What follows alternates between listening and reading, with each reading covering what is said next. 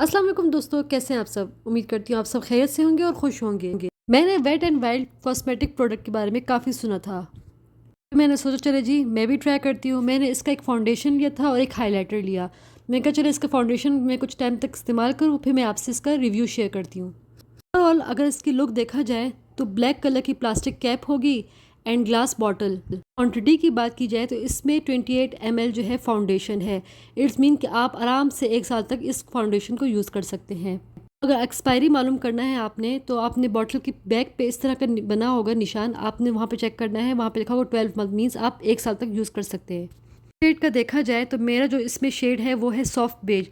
आप अपने शेड के हिसाब से सिलेक्ट कर सकते हैं। Normal to oily skin type के लोग जो है इसको यूज़ कर सकते हैं। और अगर इसकी कवरेज की बात की जाए तो इसकी बिल्कुल हाई कवरेज नहीं है। अगर आप लाइट टू मीडियम कवरेज चाहते हैं तो आप ये यूज़ कर सकते हैं।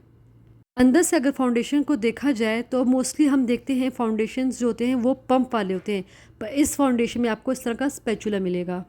आपको जितना अमाउंट चाहिए आप स्पैचुला की हेल्प से इतनी क्वांटिटी लेकर अपने हैंड पे ले और देन अप्लाई करें अपने फेस पे। अगर टेक्सचर की बात की जाए तो इसका जो टेक्सचर है बिल्कुल थिक क्रीमी नहीं है, ये बिल्कुल लाइट वेट है। आपको सॉफ्ट और नेचुरल फाउंडेशन चाहिए जो बहुत ही लाइट कवरेज हो तो ये फाउंडेशन बेस्ट रहेगा। अगर आपको हाई कवरेज चाहिए फिर आप इसके ऊपर कंसीलर अप्लाई करें।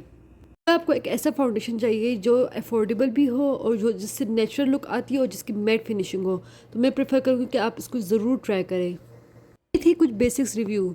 मिलते हैं नेक्स्ट वीडियो में, तब तक के लिए अल्लाह हाफिज़।